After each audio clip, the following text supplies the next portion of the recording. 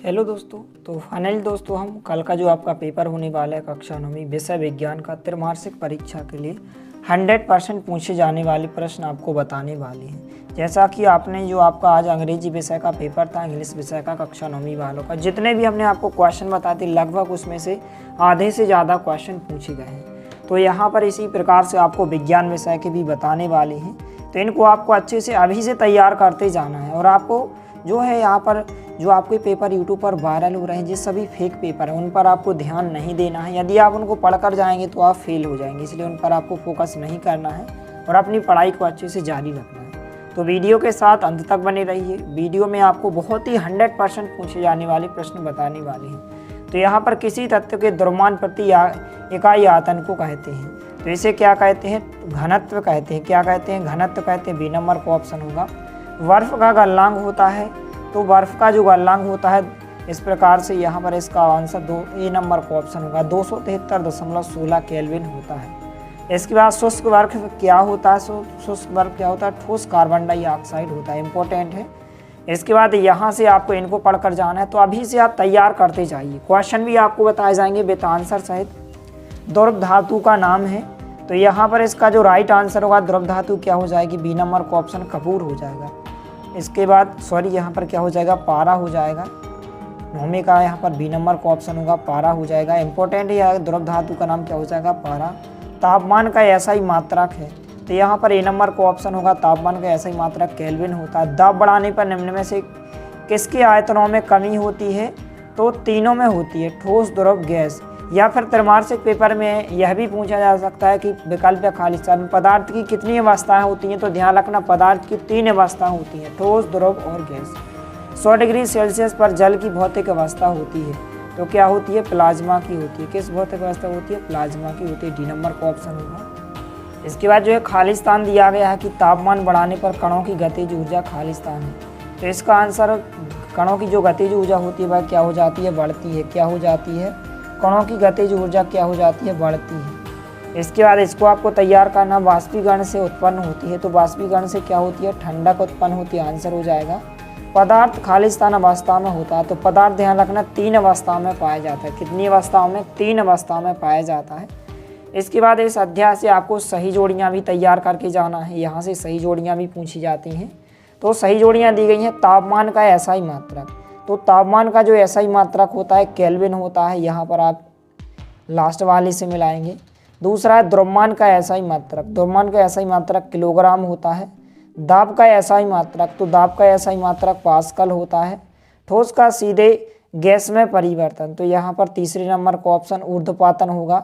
इसके बाद घनत्व का मात्रक, तो यह होगा किलोग्राम प्रति घन मीटर होगा। शुष्क बर्फ छठवें का यहाँ पर चौथे नंबर का ऑप्शन होगा, ठोस CO2 होगा।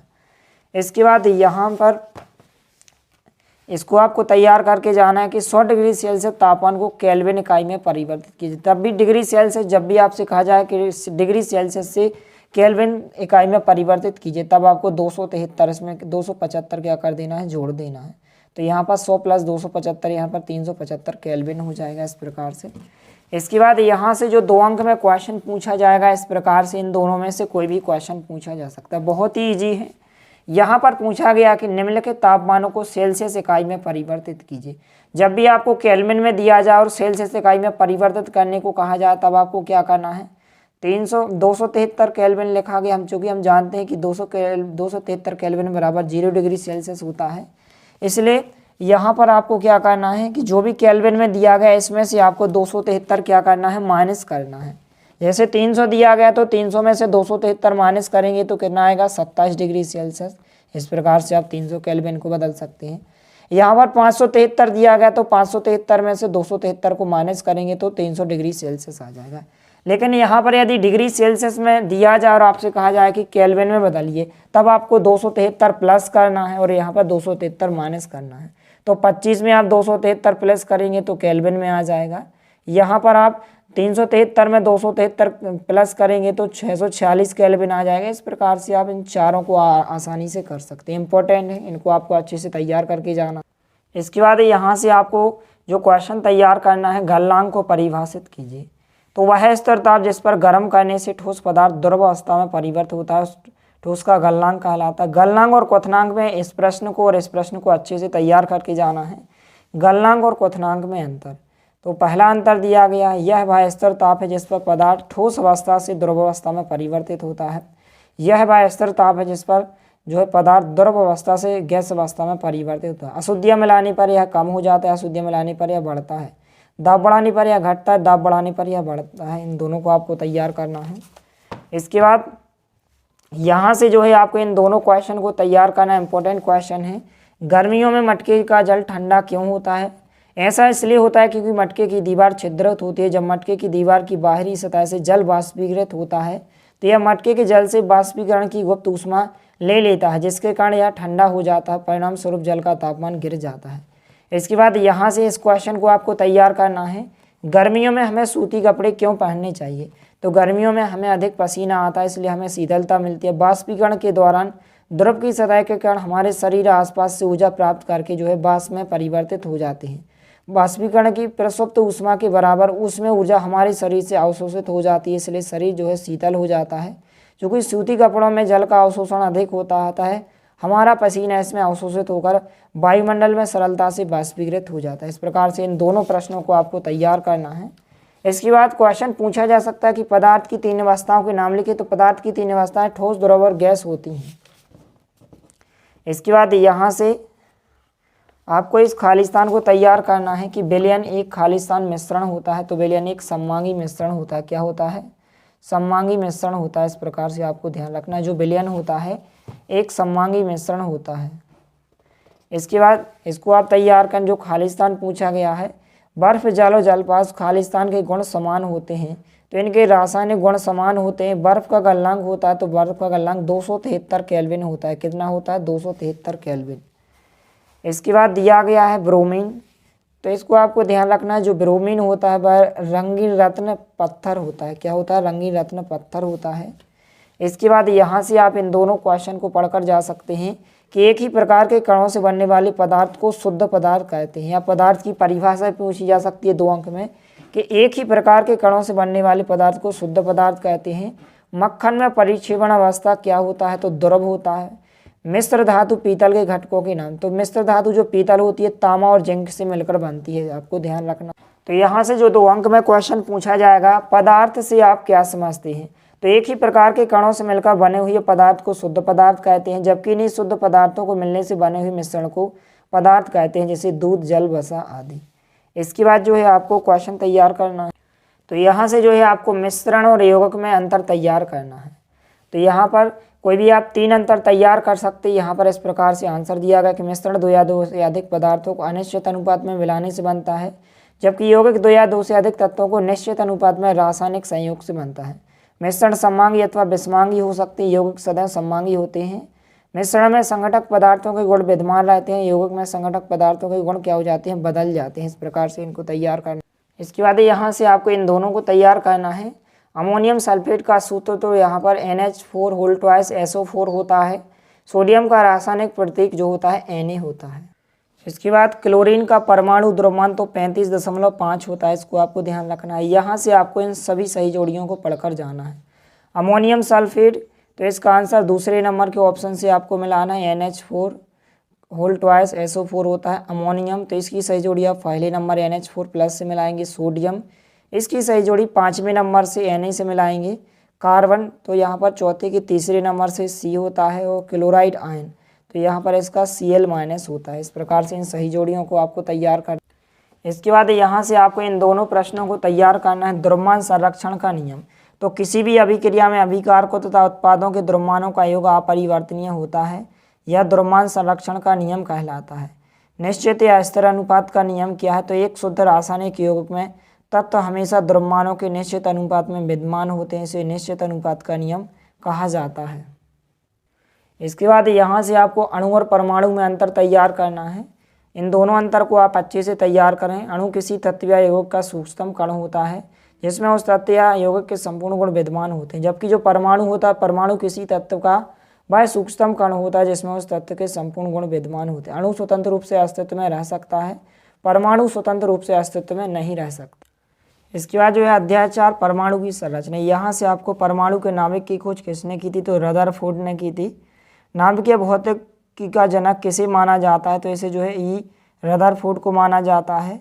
एक तत्व की परमाणु संख्या केंद्रक में विद्यमान किसकी संख्या के बराबर होती है, तो प्रोटॉन की संख्या के बराबर। इसके बाद जो है 10वां दिया गया है न्यूक्लियन कहलाते हैं, तो इसका जो आंसर हो जाएगा डी नंबर को ऑप्शन होगा, प्रोटॉन न्यूट्रॉन एवं दोनों कहलाते हैं न्यूक्लियन।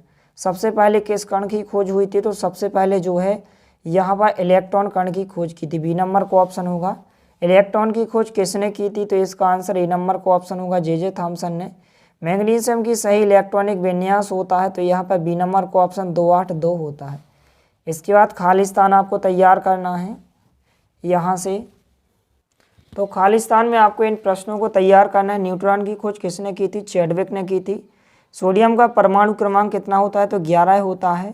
केनॉल किरणों की खोज किसके द्वारा की गई थी, तो गोल्डस्टीन के द्वारा। इन तीनों खालिस्तान को आपको ध्यान रखना है। इसके बाद इन दोनों को तैयार करना, किसी प्रोटॉन पर कितना आवेश होता है, तो 1.6 × 10⁻19 की घात कूलम धनावेश। किसी इलेक्ट्रॉन पर कितना आवेश होता है, तो इतना होता है 1.6 × 10⁻19 का कूलम ऋणावेश होता है। दोनों को आपको अच्छे से ध्यान। इसके बाद जो है आपको यहाँ से 3 कक्षा वाले बोर के परमाणु मॉडल का चित्र, यहाँ से कक्षा के एल एम इस प्रकार से इसका चित्र बनाना है। और यहाँ परमाणु के अपरमाणविक कणों के नाम, तो इलेक्ट्रॉनिक, प्रोटॉन, न्यूट्रॉन होते हैं। हाइड्रोजन के 3 समस्थानिकों के नाम व संकेत आपको अच्छे से तैयार करना है। प्रोटियम 1H1, ड्यूटेरियम 1H2 और ट्राइटियम 1H3 इस प्रकार। इसके बाद यहाँ से इनकी खोज, इलेक्ट्रॉन, प्रोटॉन, न्यूट्रॉन के खोजकर्ता के नाम, तो इलेक्ट्रॉन की खोज जे थॉमसन ने की थी, प्रोटॉन ई गोल्डस्टीन और न्यूट्रॉन जेम्स चैडविक। इस प्रकार से आपको अच्छे से तैयार करना। इसके बाद यहाँ से आपको सबसे पहले जीवन की मौलिक इकाई, यहाँ से आपको विकल्पों को तैयार करना है। जीवन की मूलभूत इकाई है तो कोशिका होती है। कोशिका की खोज किसने की थी, तो रॉबर्ट हुक ने की थी। पादप कोशिका की कोशिका भित्ति बनी होती है, तो सेल्यूलोज की बनी होती है। इसके बाद जो है कोशिका का ऊर्जा ग्रह पावर हाउस कहा जाता है, तो माइटोकॉन्ड्रिया को कहा जाता है। इसके बाद आपको यहाँ से सही जोड़ियों को तैयार करना है। कोशिका भित्ति, तो कोशिका भित्ति क्या होती है, सेल्यूलोज होती है। पहले की सही जोड़ी चौथे नंबर से मिलाना है। लाइसोसोम, तो दूसरे की सही जोड़ी 5वें नंबर से स्वघाती थैली या सुसाइड बैग होता है। केंद्रकाभ जो होता है, इसकी सही जोड़ी आपको तीसरे नंबर जीवाणु से मिलाना है। कोशिका चौथे नंबर की पहले नंबर रॉबर्ट हुक से मिलाना है। केंद्रक, तो इसकी कोशिका नियंत्रण कक्ष से मिलाना है। इसके बाद एक शब्द या एक वाक्य में आपको इसको तैयार करना है। किस कोशिका को बिजली घर पावर हाउस के नाम से जाना जाता है। कोशिका के ऊर्जा ग्रह का नाम लिखे, तो माइटोकॉन्ड्रिया को। इस प्रकार से आंसर होगा। इसके बाद यहाँ से जो है कोशिका की खोज किसने और कैसे की, या कोशिका की खोज किसने और किस उपकरण से देखा, तो इसको आपको तैयार करना है। 2 अंक में पूछा जाएगा। कोशिका की खोज रॉबर्ट हुक ने सन 1665 में की थी। उन्होंने कार की पतली काट के अवलोकन पर पाया कि इसमें अनेक छोटे छोटे प्रकोष्ठ हैं, जिसकी संरचना मधुमक्खी के छत्ते जैसी प्रतीत होती है। हुक ने से स्वनिर्मित सूक्ष्मदर्शी से देखा और इन प्रकोष्ठों को कोशिका का। इस प्रकार से आपको इसको तैयार करना है। इसके बाद जो है लवक के 2 कार्य आपको तैयार करना है। हरित लवक प्रकाश संश्लेषण में सहायक होते हैं। वर्णिल लवक पुष्पों को आकर्षक बनाते हैं। तो ये इसके बाद आपको इन दोनों चित्रों को अच्छे से बनाकर देख लेना है। 3 या 4 अंक में चित्र पूछे जाएंगे। जंतु या एवं प्राणी कोशिका का नामांक चित्र या जंतु कोशिका, इसका आप स्क्रीनशॉट ले सकते हैं। और यहाँ से पादप कोशिका का नामांक चित्र, इन दोनों चित्रों को आपको अच्छे से बनाकर देख लेना है। इसके बाद जो है जंतु कोशिका और पादप कोशिका में कोई भी 3 अंतर तैयार करना है जो पहले दिए गए हैं। कोशिका भित्ति नहीं पाई जाती है, सेल्यूलोज की बनी कोशिका भित्ति पाई जाती है, लवक नहीं पाए जाते हैं, हरित लवक पाए जाते हैं, रिक्तियाँ नहीं होती हैं तो बहुत छोटी होती, बड़े आकार की रिक्तियाँ पाई जाती हैं। इन दोनों को आपको तीनों अंतर को अच्छे से तैयार करना। इसके बाद यहाँ से प्रोकैरियोटिक कोशिका और यूकैरियोटिक कोशिका में कोई भी 3 अंतर आप इनमें से अच्छे से तैयार करें। इसके बाद न्यूरॉन का नामांक चित्र, इसी को हम तंत्रिका ऊतक भी कहते हैं, तंत्रिका कोशिका। तो इस प्रकार से न्यूरॉन का नामांक चित्र आप अच्छे से बनाकर देख लीजिए। यहाँ से आपको सही जोड़ियाँ तैयार करना है। बल का मात्रक, तो बल का मात्रक होता है न्यूटन। दाब का मात्रक होता है पास्कल। और दुग्ध की शुद्धता की जांच जो होती है यहाँ पर लैक्टोमीटर से होती है। बल का एसआई मात्रक जो होता है द्रव्यमान गुणित त्वरण होता है, बल बराबर। संवेग का एसआई मात्रक होता है किलोग्राम मीटर सेकेंड इनवर्स होता है। इसके बाद यहाँ से आपको इन प्रश्नों को तैयार करना है कि जब कोई गतिशील बस अचानक रुकती है तो आप आगे की ओर झुक जाते हैं, और जब विरामावस्था से गतिशील होती है तो पीछे की ओर झुक जाते हैं, क्यों। तो यहाँ से लेकर यहाँ तक उत्तर हो जाएगा। आप इसको अच्छे से तैयार करें। इसके बाद नेक्स्ट क्वेश्चन है, क्रिकेटर बॉल को कैच करते इसमें अपने हाथों को पीछे खींचता है, क्यों? तो यहाँ से लेकर यहाँ तक आंसर होगा, बहुत ही सरल आंसर है, इसको आप तैयार करें। तो इस प्रकार से आपको इतने प्रश्नों को तैयार करना है। यदि आप इतने प्रश्नों को अच्छे से तैयार कर लेते हो तो आप आसानी में 75 में से आप 50 अंक आप आराम से ला सकते हैं। तो इतने प्रश्नों को आप अच्छे से तैयार करो। चैनल पर नए हैं तो प्लीज़ चैनल को सब्सक्राइब जरूर करें। मिलते हैं अगले वीडियो में, तब तक के लिए जय।